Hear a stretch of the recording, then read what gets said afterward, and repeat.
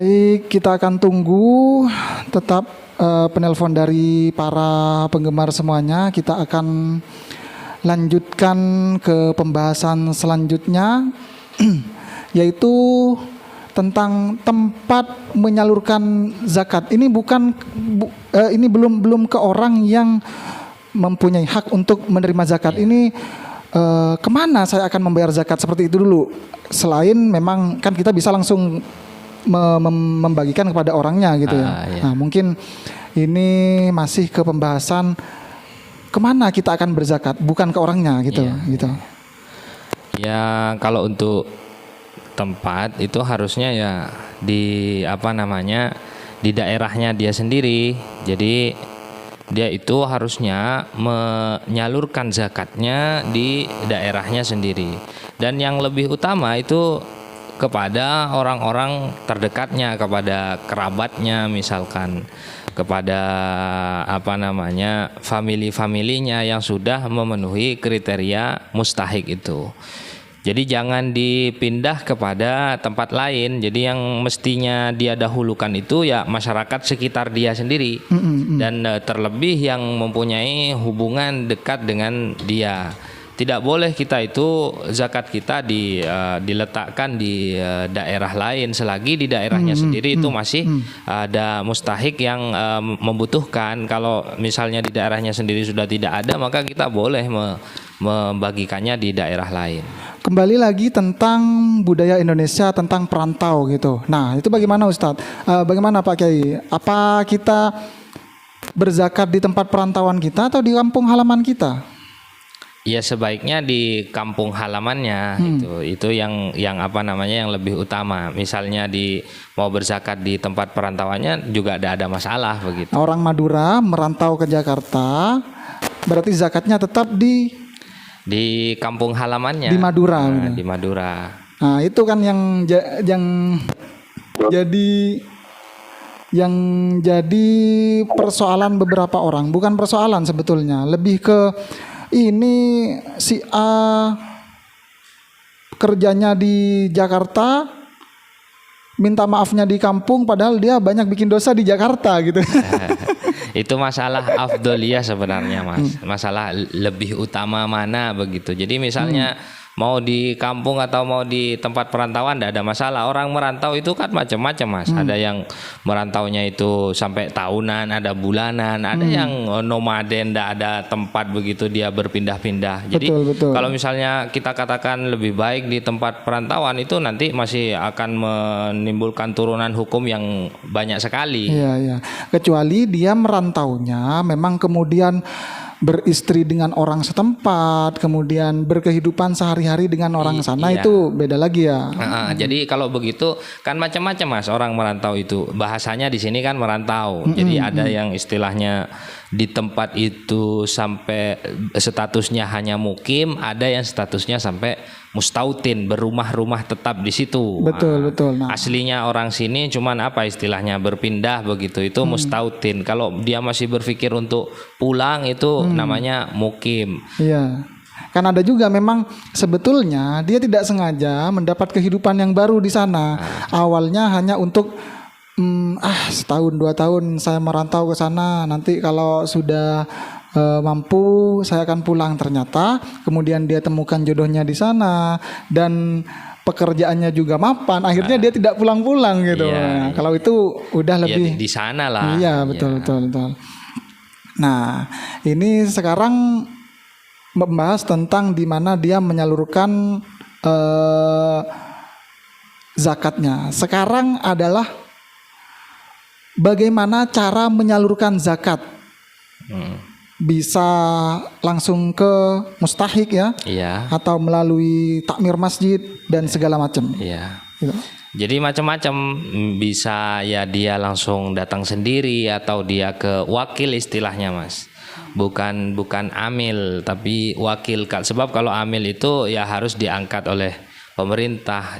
Jadi wewenangnya itu dia itu punya apa istilahnya, punya SK dari pemerintah lah, itu amil.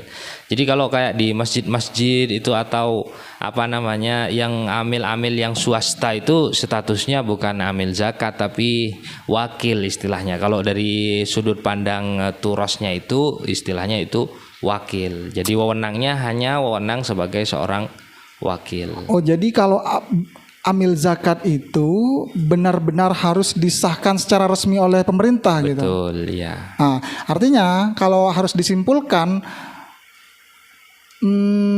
kedudukannya bagaimana? Pertama, kita langsung mendatangi mustahik, atau kedua kita bisa melalui perwakilan yang resmi atau tidak resmi tadi. Tidak masalah kalau wakil itu tidak harus resmi. Betul. Seperti misalnya ada fenomena orang itu berzakat kepada kiai, yang kiai itu kaya misalnya.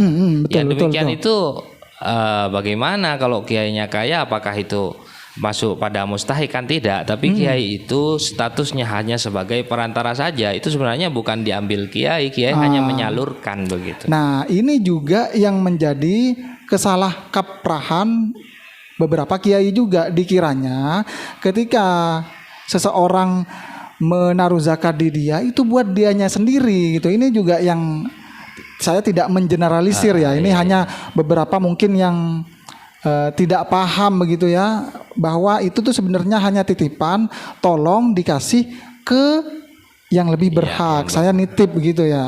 Ya cuman perlu dilihat lagi kalau kiai-kiai kampung, kiai-kiai apa itu kan memang dia itu memang rata-rata mustahik. Kalau memang kiainya mohon maaf masuk pada kategori mustahik yang miskin atau ghorim, misalnya dia punya hutang karena perjuangan, dia punya hutang, ya dia juga berhak untuk menerima zakat sebenarnya. Cuman kesalahannya di sini banyak orang mengkategorikan kiai itu sebagai fisabilillah. Betul. Nah, pendapat itu kalau dalam madhab Syafi'i dicari dicari asalnya itu tidak jelas gitu. Ada yang mengatakan itu dari Imam Qofal, tapi dicari dasarnya itu tidak ketemu, Mas. Jadi kalau dari Syafi'iyah tidak ada peluang untuk kemudian memasukkan seluruh bentuk kebaikan itu pada fisabilillah. Guru ngaji, kiai itu dimasukkan fisabilillah. Kalau di dalam madhab Syafi'i itu sulit ditemukan.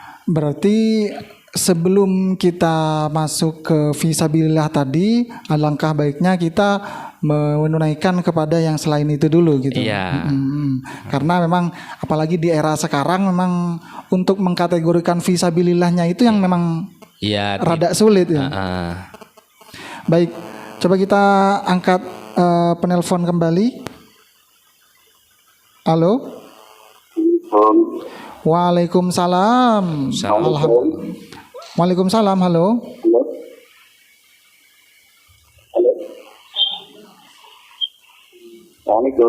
Waalaikumsalam. Halo. Ini dengan Kiai Ali Maimun ya. Betul. Ini bersama Kiai Ali Maimun dipandu dengan saya, Mas Ramdan. Ini dengan Andre di Bulu-Bulu. Ya. Dengan Mas Sejak tadi menyimak penjelasan Kiai Ali Maimun ini banyak sekali, sederhana, enak didengar. Betul. Seandainya bisa tiap minggu atau setengah bulan sekali, kayaknya program ini bagus sekali ini. Insya Allah nanti dari kami Pragan Session akan sowan ke Mas Kiai Ali Maimun nih, barangkali setiap minggu beliau ada waktu untuk mengisi segmen di Pragan Session gini, Pak. Mas Ramdan, ada beberapa yang ingin ditanyakan, Mas Ramdan. Ya, silakan. Mohon penjelasan dari Ali Maimun tentang zakat profesi. Karena katanya disamakan dengan zakat yang lain. Mohon penjelasan Ali Maimun. Juga sudah berkaitan zakat fitrah yang diberikan kepada guru ngaji itu ya. Kalau memang terkategori miskin tidak masalah gitu.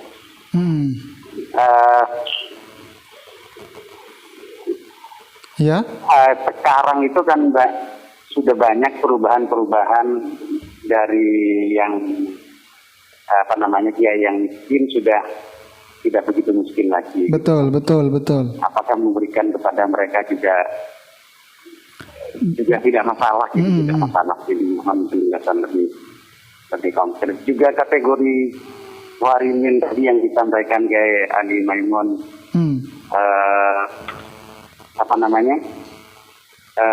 untuk perjuangan itu kan banyak sekali orang punya hutang hari ini. Apakah setiap orang bisa menerima zakat atas status dirinya sebagai orang yang punya hutang? Betul. Jadi batasannya bagaimana? Terima kasih Mas Rahmat. Baik, terima kasih. Waalaikumsalam warahmatullahi wabarakatuh. Mas Kiai, sebetulnya kita masih ada beberapa sesi kedepannya belum dijelaskan tentang beberapa mustahik tadi ya. Tapi dari penelpon sudah ada yang bertanya tentang pertama tadi menginginkan penjelasan tentang zakat profesi, itu yang pertama. Kemudian yang kedua, dia menanyakan bagaimana kalau zakatnya kepada kiai yang juga ternyata kiai itu juga masuk dalam kategori fakir miskin gitu, atau memang kurang mampu seperti itu. Terus kemudian yang terakhir tadi juga ditanyakan tentang yang mempunyai hutang begitu. Namun sebelum menjawab pertanyaan dari penelpon tadi, alangkah baiknya kalau Mas Kiai menjelaskan dulu beberapa orang yang berhak menerima zakat, baru nanti menjawab dari pertanyaan tadi. Oh ya, baik. Terima kasih kepada penanya atas kepercayaannya. Mudah-mudahan apa yang sampean sampaikan tentang saya tadi betul-betul apa adanya begitu. Betul. Karena saya sering ketemu dengan orang itu yang sampean itu begini luar biasa, yang sebenarnya itu enggak ada dalam diri saya. Ya itu tentang yang pengen bikin segmen di radio ya, kita nanti obrolkan gitu. Ya alhamdulillah kita oleh Allah diberi masih ditutupi kesalahan-kesalahan kita. Baik, terkait mustahik daripada orang yang berhak menerima zakat itu, yang kita ketahui itu ada 8 Mas. Ada 8. Yang pertama itu orang fakir, yang kedua orang miskin. Apa sih bedanya fakir dengan miskin itu? Ya kalau miskin itu penghasilannya itu tidak bisa memenuhi kebutuhan hidupnya. Jadi itu dia fakir. Itu yang miskin. Oh, yang miskin dulu. Sebenarnya sama antara fakir dengan miskin, sama-sama dia itu punya penghasilan atau dia mampu bekerja tapi penghasilannya itu enggak mencukupi kebutuhannya. Kalau yang miskin itu dia itu bisa memenuhi lebih dari separuh, itu miskin, cuma enggak sampai 100%. Katakanlah 75% penghasilan dari kebutuhannya yang 100% itu. Tapi kalau fakir itu di bawahnya separuh. Misalnya kebutuhannya 100.000, penghasilannya itu cuma 25.000 atau itu yang fakir. Artinya kalau miskin itu miskin aja, kalau fakir miskin banget. Ya gitu. Benar, miskin banget. Ya baik. Terus kemudian amil zakat sebagaimana yang saya jelaskan tadi ya, yang diangkat oleh pemerintah. Terus kemudian lembaga amil zakat itu lembaga yang bertugas untuk menyalurkan zakat ya. Di situ ya kita aman begitu, enggak perlu cari-cari siapa, langsung kita serahkan ke amil zakat itu, nanti amil zakat itu yang mengatur. Dan dia juga punya berhak untuk mengambil sebagian dari yang orang berikan itu juga. Mengambilnya itu bukan dalam rangka zakat sebenarnya, dia mengambilnya itu sebagai bayaran lah ataupun gaji. Begitu. Dia tidak berhak untuk mengambil itu, kecuali memang dia itu masuk pada kategori yang selain amil zakat itu, ya tidak apa-apa, dia kebagian juga. Tapi misalnya dia kaya, mengambilnya itu bukan dalam rangka zakat, dalam rangka operasional lah katakanlah. Baik. Nah, itu. Terus kemudian wal mu'allafatu qulubuhum, orang yang hatinya itu diluluhkan terhadap agama Islam. Bisa jadi orang mu'allaf baru masuk Islam dan Islamnya belum kuat begitu ya, agar dia merasa dihargai dan lain sebagainya itu. Terus kemudian sebentar, walaupun mu'allafnya itu orang kaya. Iya, justru itu. Kalau kita tahu ceritanya Deddy Corbuzier masuk Islam gara-gara Gus Miftah itu, apa maksudnya, apalah nilai daripada makanan yang dibawa oleh Gus Miftah untuk disajikan ke Deddy Corbuzier itu. Jangankan cuma untuk beli makanannya, sampai beli dengan pabrik-pabriknya Mas Deddy mampu sebenarnya. Nah, cuman makanan yang dibawa oleh Gus Miftah pada saat bulan puasa itu, loh sampean kok bawa makanan Gus, katanya Deddy Corbuzier. Ya sampean kan puasa, ya sampean kan enggak puasa. Makanan sepiring itu yang menjadi terkesan kepada Deddy Corbuzier, yang akhirnya membuka hati dia untuk masuk Islam lewat Gus Miftah itu. Betul. Jadi artinya kenapa para mu'allaf ini juga diberikan hak untuk menerima zakat? Sebetulnya salah satunya untuk memberikan kesan bahwa Islam itu memang sebegitu indahnya begitu, sampai orang yang baru bergabung dalam circle Islam bahasanya dikasih zakat untuk sebagai welcome gitu. Bukan secara nominal tapi secara moral. Betul, betul. Baik. Selanjutnya itu ya riqab, itu budak, tapi budak yang mukatab di sana, yang punya akad cicilan kepada gustinya. Bukan dipukul rata semua budak, sebab budak itu kepemilikannya ada di tangan sayyidnya. Jadi yang mendapatkan zakat itu adalah budak yang dia punya cicilan kitabah itu dengan. Betul. Artinya kalau di zaman sekarang apakah masih relevan apa tidak? Ya sudah tidak relevan lagi itu. Maksudnya bukan tidak relevan, tidak kita temukan fenomenanya. Misalnya fenomenanya ada, yang masih relevan saja. Oh, betul. Baik. Yang keenam apa ya? Yang keenam itu adalah al-gharimin itu tadi. Orang yang punya hutang. Nah, ini juga mungkin langsung dijelaskan untuk menjawab pertanyaan dari tadi, kategori gharimin itu yang seperti apa gitu. Sulit Mas kalau pada masa sekarang ini orang dibilang saya punya hutang karena masjid, karena ini segala macam, tapi dia punya sepeda motor, punya mobil. Nah, di situ sulitnya. Nah, kenapa enggak motornya atau mobilnya dijual untuk membayar? Sebenarnya kan asetnya dia banyak tuh. Kecuali memang dia enggak punya aset sama sekali. Dia asetnya banyak, terus dia kemudian berdalih bahwa saya punya hutang. Itu sering saya temukan. Kalau seperti saya ini, saya punya hutang sampean motornya Vario kan dijual bisa ini. Loh. Udah gitu Vario 160 lagi. Terus saya naik motor apa pakai naik Supra kan bisa. Enggak harus Vario. Nah, itu masalahnya. Jadi memang sulit sekali memang untuk kita mengkategorikan gharimin itu sulit sekali. Jadi memang kalau sudah memang betul-betul tidak ada begitu untuk digunakan untuk membayar hutang, itu baru kita kasih. Tapi ada juga Mas pendapat, walaupun dia itu kaya misalnya, dia itu tetap wajib tetap berhak untuk menerima zakat. Bila mana yaitu tadi, bila mana hutangnya itu karena perjuangan atau karena mendamaikan dua pihak yang saling bermusuhan. Bertikai. Ada orang bertikai, dia mengeluarkan harta, artinya karena ini bukan, maksudnya begini, dia itu berpikir karena ini bukan urusan saya dan ini bukan kepentingan saya, maka untuk menyelesaikan ini saya hutang saja. Jadi misalnya nanti ada dia mendapatkan zakat, langsung dibayarkan saja. Kalau tidak mendapatkan zakat, ya berarti harus keluar dari harta pribadinya. Begitu. Betul. Apalagi ini juga menambahkan tentang tadi, sebetulnya dia masih punya aset. Kalau kita lihat masyarakat Madura pada umumnya kan, emas itu menjadi sebuah tanda sosial. Kalau belum punya emas itu kan belum terhormat gitu.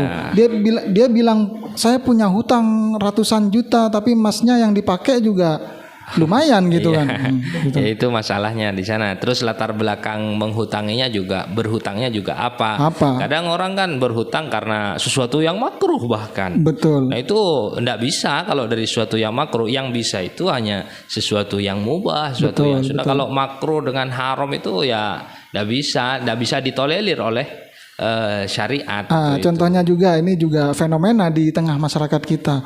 Dia punya hutang karena bikin nikahan dengan hajatan yang besar-besaran gitu. Ya, enggak benar juga itu masuknya pada apa ya istilahnya, pada sesuatu yang tidak mengukur sesuatu dengan kemampuannya, dia bisa masuk pada israf, bisa masuk pada bisa dolim juga itu.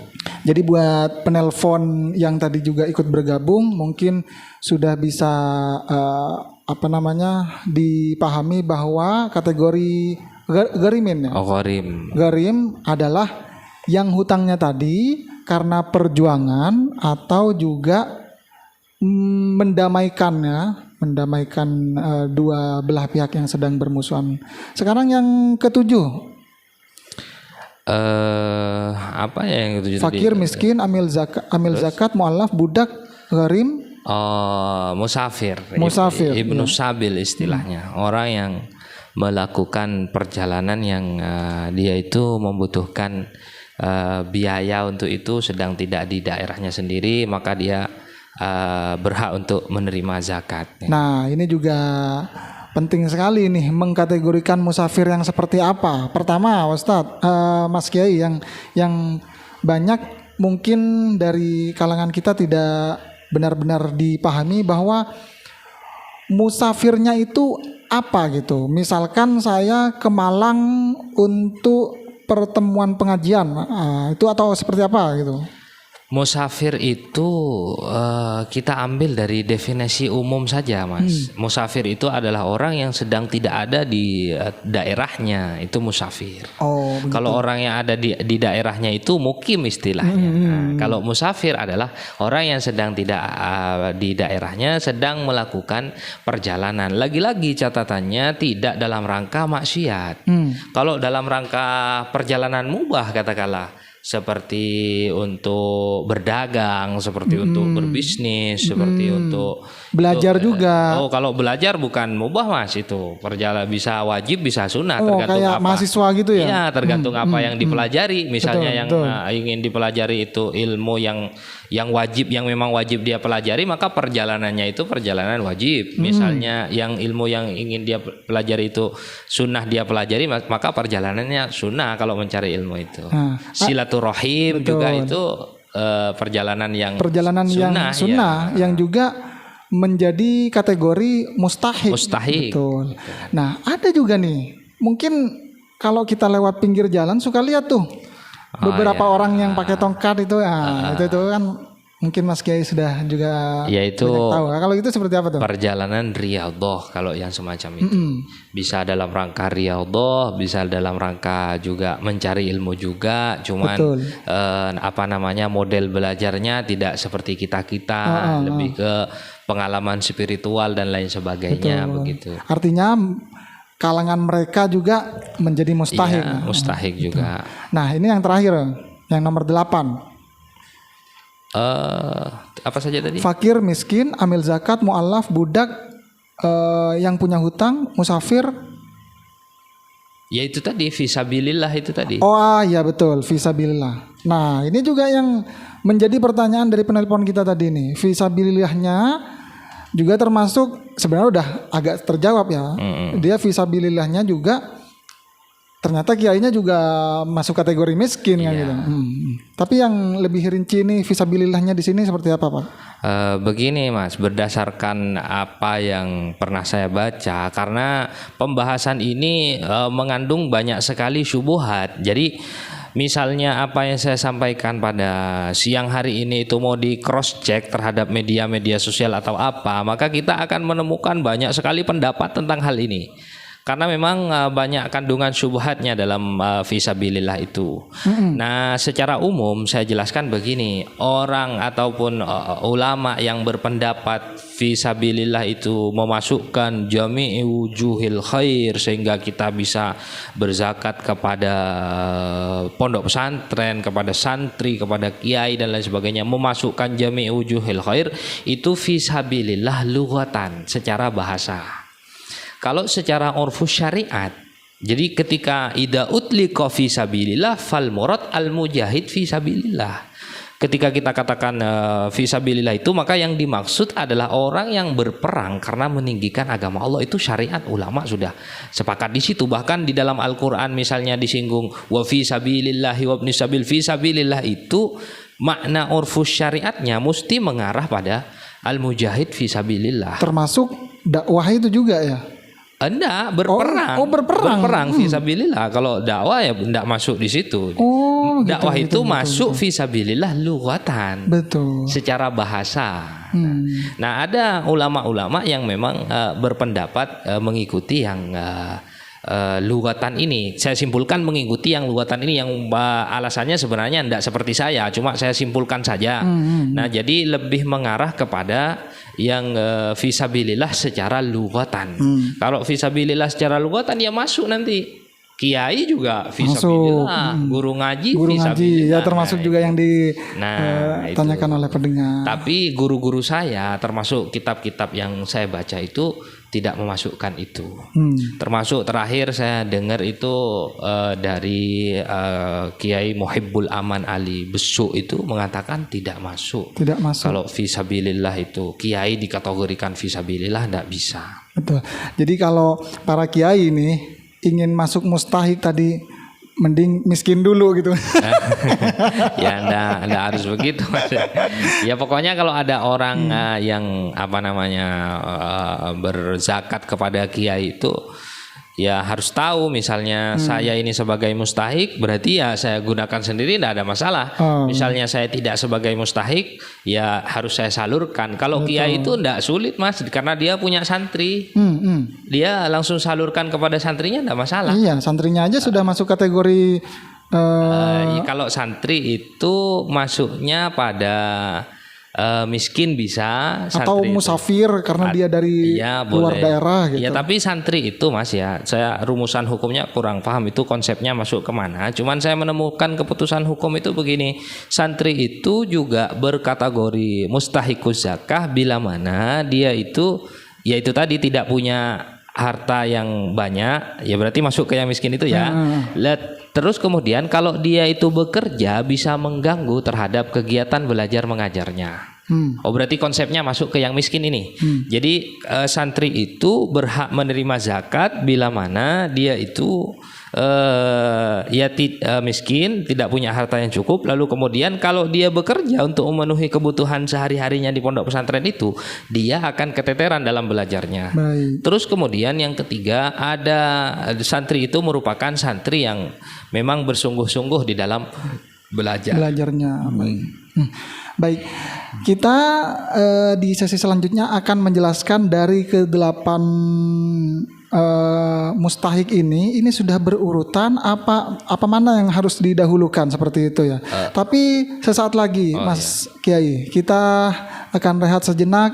Jangan kemana-mana para penggemar 87,9 FM, tetap di Dialog Keagamaan bersama Kiai Ali Maimun Saidi.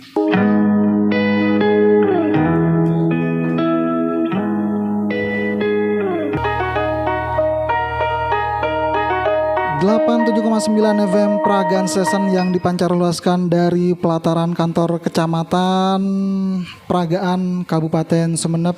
Alhamdulillah kita masih ada di Dialog Keagamaan bersama Kiai Ali Maimun Saidi dan kita ada di sesi terakhir.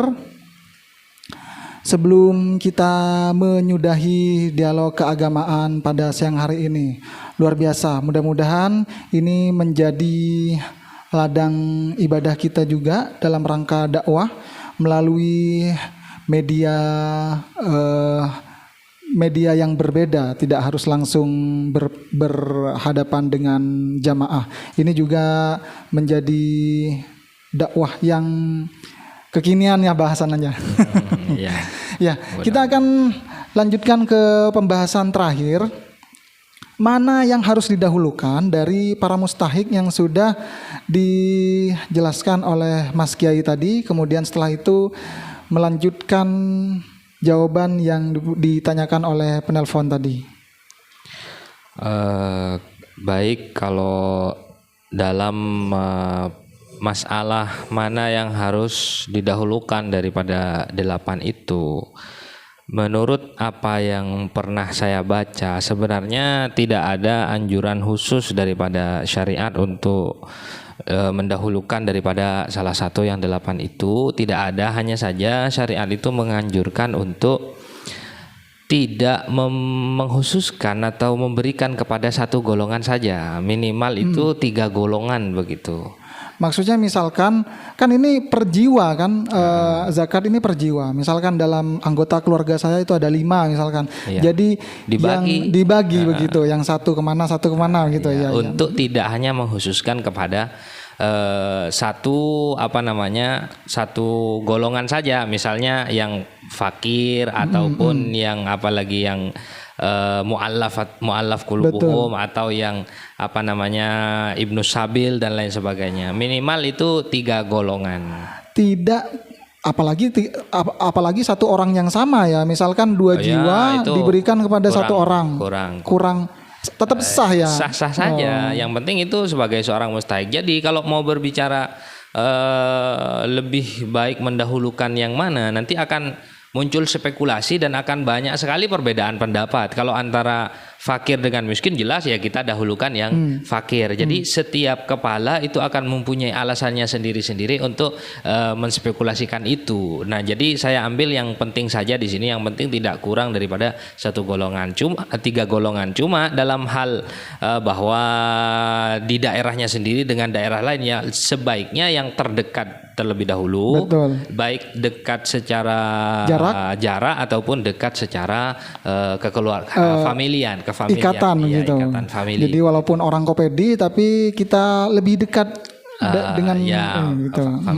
Artinya dari 8 yang sudah Mas Kiai sebutkan tadi tetap berlandaskan yang lebih utamanya adalah dari beberapa jiwa yang berhak yang punya kewajiban mengeluarkan zakat itu baiknya disebar gitu ya. Dibagi rata. Artinya tidak ada yang lebih utama musafir, lebih utama yang budak gitu, nggak ada ya. Kalau begitu nanti akan bisa ngumpul di situ semua. Kalau orang-orang lebih utama ini si Abdo, lebih utama ini ngumpul di situ semua. Paling miskin nih gitu. Iya. Betul.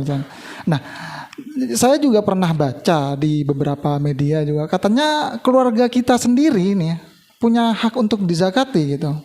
Keluarga maksudnya keluarga kita sendiri. Saudara. Enggak, keluarga kita sendiri misalkan kadang-kadang suka keluar jokes, Mas, walaupun aku istri kamu, aku juga berkat dizakati nih gitu. Gimana? Apa cuman jokes apa sebetulnya juga punya hak gitu?